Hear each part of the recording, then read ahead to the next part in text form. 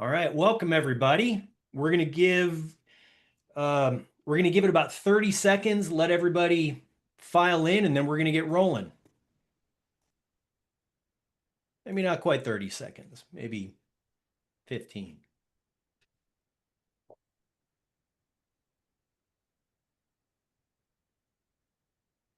Here we go. Okay. Coming in. All right. Everybody, welcome. My name is Tony Saramatis with Truly Wow, ARA's marketing and communications partner. And I'd like to welcome you to ARA's continuing education webinar series for June 2025. Before we get started, as always, a couple of real quick housekeeping items. First and foremost, we've got everybody on mute to try to keep background noise to a minimum. And we also encourage you to ask questions. We've set aside some time at the end, and this is going to be this one's pretty short, so we're definitely going to give you some time back at the end. But we encourage you to ask questions at the end. So if you would use the Q&A button, that way we can queue up all the questions and keep track of them so we can get them answered in the order in which they come in. If you're not familiar with the Q&A button, and if it's not showing up at the bottom of your screen, click the little circle with 3 dots on the right-hand side at the bottom, and there you should see Q&A. Worst case scenario, go ahead and use the chat. That's okay. But we will, it's just easier to keep track in the Q&A button or in the Q&A window. So that being said, I'd like to introduce you to our presenters for today, Patrick Dunleavy, ARA's Contracts Chair, and Patrick Newman, our favorite attorney with Bassford. These two guys are going to go over ARA's new contract review benefit for ARA members. And folks, this you're going to want to pay attention to this because this is a big one if you use it. So gentlemen, welcome. Thanks for taking the time today. And Mr. Dunleavy, the floor is yours. Yeah, thank you, Tony. Appreciate it. Hello, everybody. Thanks for joining us today. As Tony mentioned, today we want to talk about contracts and really highlight a brand new program that we've developed specifically with your protection and long-term success in mind. It was about a year ago at this point, a little over a year ago, when we first announced the ARA Contract and Insurance Committee. So it's been a work in progress. We've gotten some feedback from our members. We are constantly working on things and tweaking them to make sure that we're bringing the best resource and benefits to our members that we possibly can. So we appreciate your feedback and engagement. We're going to continue to work together and fine tune our processes. So today we want to provide you with an update on where we currently are at with our contract review program. And we know how critical contract terms can be to the health of your business, and especially in today's evolving legal and financial climate. We're all busy, and so taking the time to look through those contracts is often an oversight, but can be very costly and is very much one of the most important pieces of doing business with any client. So as Tony mentioned, our partners here at Bassford, represented by Patrick Newman, is a key piece of the process, and together we're going to provide you with direct contact, to have those contracts reviewed by their attorney firm. And so we just want to talk about the process and what that looks like. And so hopefully by now you all have the ARA contract and insurance email address. If not, we're happy to get it to you. It's also on the repo.org website. And so, when you're reaching out to us to engage in any type of contract review, that communication is going to come to the contract and insurance committee. And then, we're going to put you in direct contact with the Bassford team. So this is a one-time per year legal contract review by the Bassford team. Obviously this is a huge value to the members. We're really excited to announce this. The program obviously has helped avoid costly mistakes and clarify risk, negotiate stronger terms with clients or vendors, partners. And so now you have a second set of eyes, legal eyes, looking out for your business interests. I myself have a local attorney here, and he reviews a lot of things for me. The value here with having the Bassford team look at these contracts and the experience that they bring to the table, being so familiar with the industry, really is a great benefit to the members. And we're really trying to promote this program, to make sure that everybody's utilizing it and engaging if they have a contract that they want to have reviewed. ARA is still committed to engaging with clients as we have done in the past. The national contracts per se that come up, and we're still going to engage in those conversations and lobby for our members. However, this is just an added benefit, to our members that, may be working with one-off credit unions or buy here, pay here dealers, or perhaps you have a contract, within your organization, that you send to those clients. And so, you can submit that and be happy to take a look at that as well. Without further ado, I'll turn it over to Patrick. Once we get contacted by the member, that's when we'll pass the baton off to Bassford's team. They have a whole team of experts that are ready to participate in this engagement, and I'll let him talk to the details on what that process looks like once the handoff has been completed. So, Patrick, go ahead. Well, thank you, Patrick, and thank you to the ARA for having me on, and Tony and your team, as always, for setting this up. As Patrick Dunleavy mentioned, this has been a long time goal, I think, for the association. I know Vaughn Clemens has been instrumental in trying to make this program available to members, and Patrick has also put a lot of time and effort into this.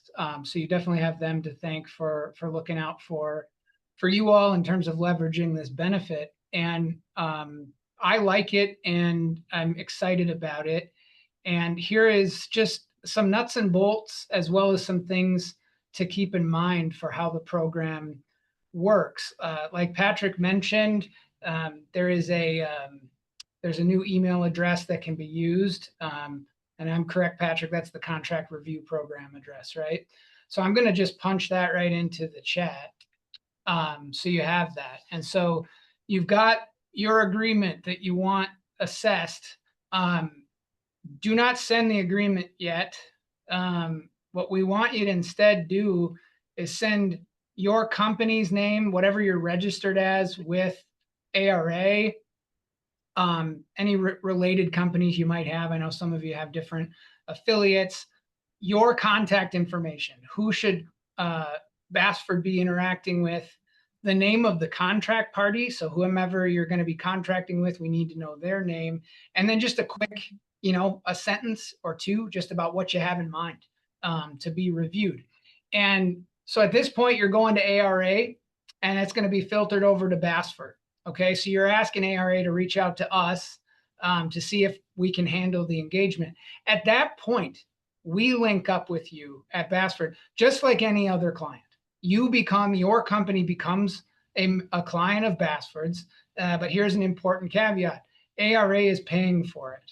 Okay, so this is a free membership benefit to you, but just to make a very clear distinction, ARA is not the client in this engagement. You are engaging Bassford, in essence, for free to you. ARA pays for it. And so once you're referred to Bassford, all the communications are with us, just like any other client engagement. And we want to make sure of that. Nobody likes to hear too much about the lawyerly details, but you've all heard about attorney-client privilege and confidences. We take that seriously here, and so want to protect that. And so once you're communicating with us, we run conflicts. That's why we're asking for all of these bullet points of information. And I'm going to actually, I've got them typed out here. And I'm just going to punch those in to the chat. I don't know if the formatting is going to hold. Yeah, it kind of did. And so that's what we're looking for in that initial email.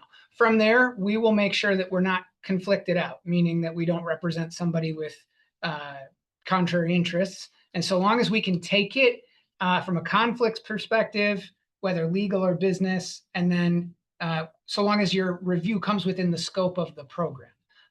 If you've got a deal penned to acquire, 8 repossession companies around the country, that probably exceeds the scope of this. That's a bit more involved. But so long as it comes within the scope and we don't have any conflicts, we send you a retention agreement, just like any other client. You take a look at that and you sign it and you send it back.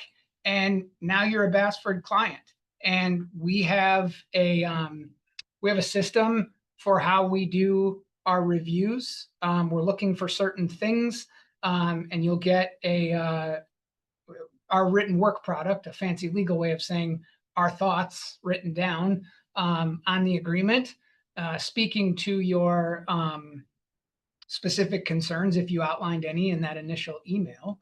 And then we set up a brief phone call, and we can chat, for about 20 minutes or so and just walk through what we sent you, if there was anything that didn't come through effectively, if you had any follow-up questions, and just kind of to button it up. So it's a consult, really. It's meant to be a limited engagement. You're not hiring us for all purposes. It's just this one, narrow item. And, we've reviewed a lot of contracts in this space. So we think that we have a fair bit of expertise in terms of what to look for and how to efficiently get you things to be thinking about as you work through these contracts. It's also our hope that the opportunity to talk to you a little bit about whatever we've identified or whatever counsel we're giving you, is also a bit of an educational discussion, just about in general, what you're thinking about in your day-to-day business life with respect to contracts. And so it's meant to be a timely, kind of quick turnaround thing to give you some thoughts for moving forward with whatever your agreement is. It's a once a year deal. And so calendar year over calendar year, if we keep going with the program, which is our hope, that's something you could avail yourself of this year. And then again in 26, I'll give just a couple of other mile markers, I hope, for your benefit. One point to make really clear: nobody is required to do this. This is entirely optional. If you say, yeah, hey, thanks, but no thanks. I've seen that Patrick Newman guy in these webinars, he talks too much, or whatever your reason for not wanting to do this. I get that. And so you don't have to. This is completely optional. Just because you send us a request, just because we get a request for one of these reviews, that does not automatically make you a client of the firm. It just puts you on the path to potentially becoming one. So just keep that in mind with how you interface with folks.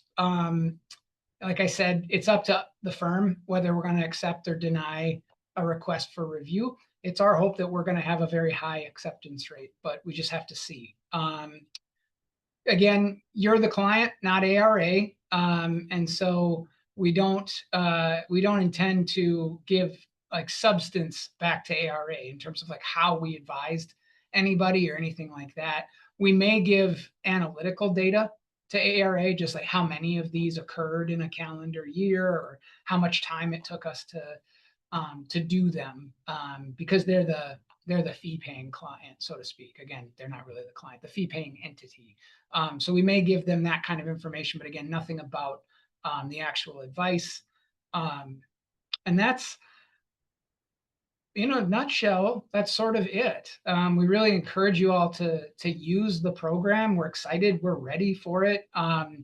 Oh, Patrick asked me to talk a little bit about our team, and I wanted to mention that as well. So I'm the co-chair of our consumer finance group, and we serve a number of regulated industries, not just this one. And we've grown considerably over the last year. We went from about 3 dedicated people to 8 or so dedicated people. And so when these review requests come in, we have a whole team of folks who are experienced at looking at these types of agreements, giving this type of advice.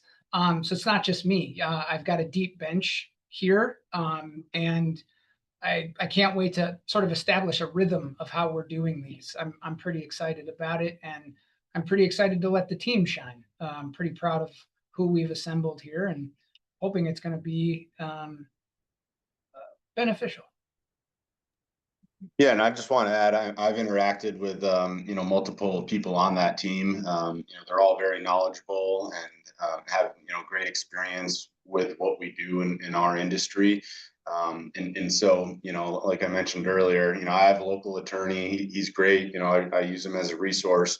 But sometimes I find myself kind of explaining to him, how the repo world works and what's what. When you're working with the Bassford team, they're very familiar with the world that we live in, and just another added value to the service that's out there.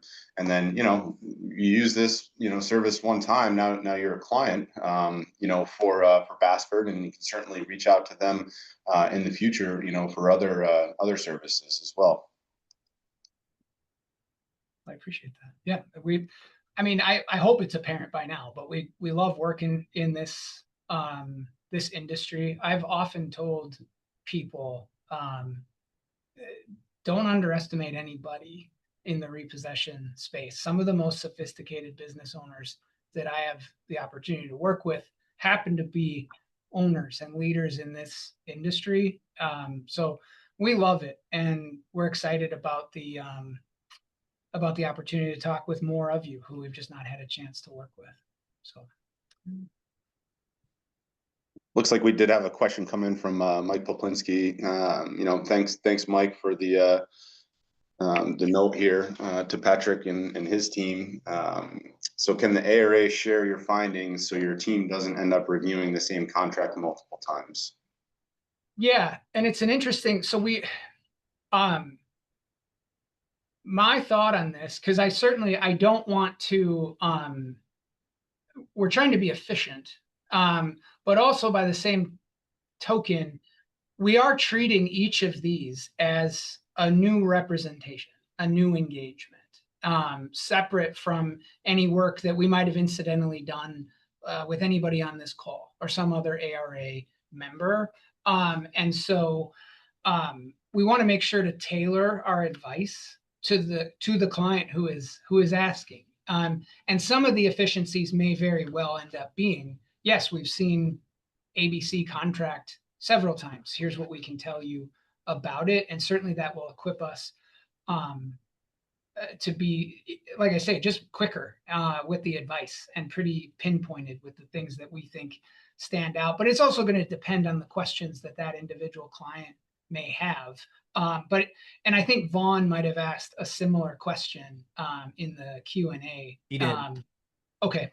And what I would say is we're going to have about a 6-month period here through the remainder of 25 to see how this goes. And just candidly, we've not done a program quite like this. It's kind of innovative. And so we're definitely going to be paying attention to that data that we get. And does it end up that we've just reviewed the same contract 30, 40, 50 times or what have you? And if that's the case, then I think it's a conversation potentially with ARA to say, hey, maybe we need to retool this. So I would sort of like to withhold any particular commitment on that until we see it. But I do want to tell everybody here, we're going to be paying very close attention to what we're getting and how the program is working. And we trust too that to the ARA's great credit has been great with feedback to us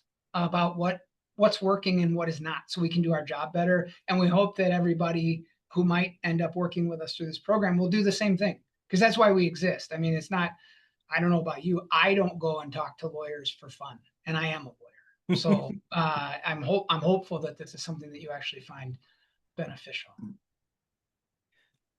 So just a follow-up to that, if you're reviewing the same lender's contract for two different agencies and the contracts are essentially identical, but the contract terms are essentially identical, but the agencies have different questions about those contracts. That's what you're is that what you're referring to when you say that you're gonna approach them separately and as separate entities? Yeah, there's always, I mean, again, try not to lose the thread on the fact that this is just like an ARA member reaching out to us affirmatively to hire us on their own, other than there's a special agreement that's required because someone else is paying the fee. Okay, so we have to say that, and you have to agree to it in the retention, and that's specially drafted for that reason. But aside from the fact that ARA is paying the freight, so to speak, it's just like any other client. And so this happens in direct hire contexts. We might get the same compliance question from multiple lenders or something, not auto lenders. We don't typically represent them, but just that kind of thing. And we try to keep a repository here at the firm of answers that we've given for a couple of reasons. One, we like to be consistent in the advice that we give. And two, for the sake of efficiency. And so if you've done it once, that may come to the benefit of someone asking later to us to, like I say, more speedy and perhaps more pinpointed. But I would say 9 times out of 10, even in those scenarios, client B, the second client, has other questions or perhaps has a different intended purpose for why they're asking, like what they want to do with the advice. So it's not too often that we get the exact same engagement, though I acknowledge that is a possibility under this program. And again, if we find ourselves at the end of 2025 having reviewed one contract for 100 different companies, I think that's a conversation that should be had about how do we approach this in 26 or going forward. Great. I also think, just to add, the committee is not going anywhere, right? So as we mentioned earlier in the call, part of the responsibilities within the committee is to engage with these clients, when there's certain terms identified in contracts, that create conversations with these clients, right? And so attorney-client privilege, obviously, we can't share too many details, but certainly, Patrick's on the committee, something that keeps coming up. If it is an industry concern, I think that opens up the door for, more conversations to engage, with those clients. Danny Pabone asked a question, and this is for you, Patrick Newman, what would be a reason you would decline accepting an agency? If we decided to hire you directly, are you able to practice in Florida? Yeah, those are good questions. So the ones that occur to me most readily, the reasons why we would decline, would be the existence of a conflict, or the scope of the request is sort of beyond a limited consult. And so conflicts come in two varieties: legal conflict, and that would be, for example, if we were in litigation and defending, let's say, a particular forwarder, because the agent had to indemnify them.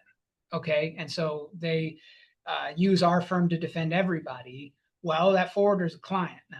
And so I have to look at, does that mean I would be precluded from looking at that forwarder's agreement, for example? Could that create a conflict? We're careful about that, but it's something we have to look at.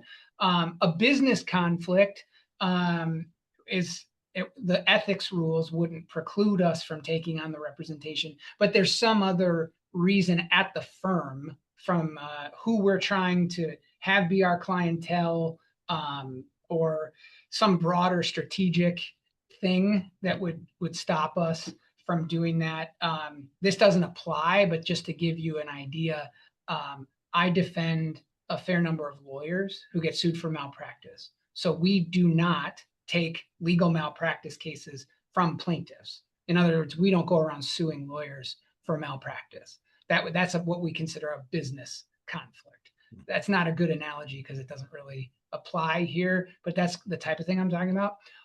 As for your question, in Florida, as it concerns compliance advice and consults like this, yes, we are of the view that we are able to do that when it comes to litigation. And we actually, for whatever reason, have a ton of litigation down in Florida right now.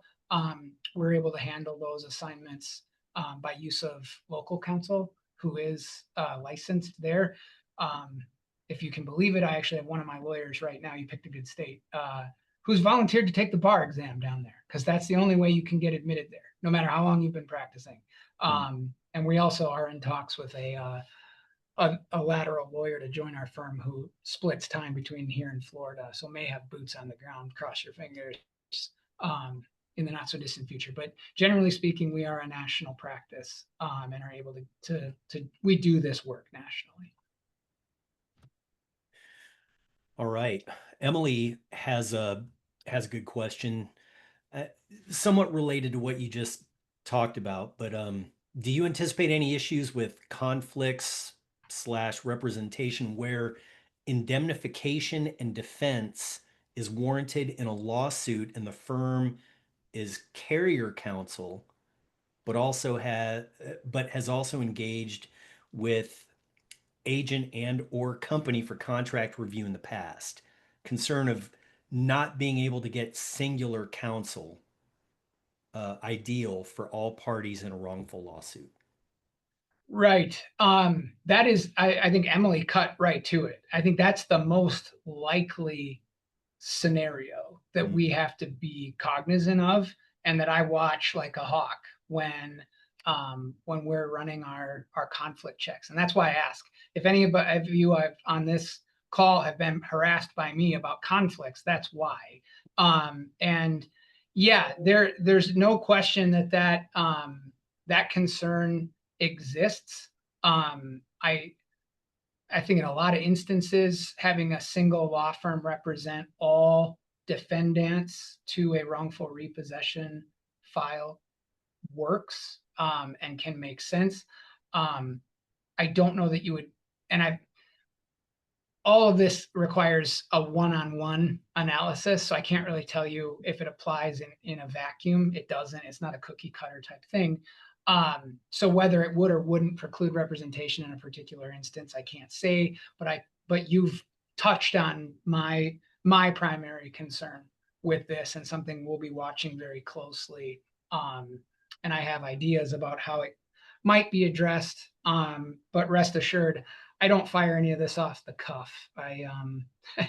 Believe it or not, I, as a member of this firm, have a lawyer. I have a general counsel here. He's not my lawyer. He's the firm's lawyer. And it's actually a group of them. There's a whole army of them. We talk to them about these things as well, because they do matter and we do care about doing this the right way. So yes, but you've highlighted an area that I've thought about and we'll be careful with.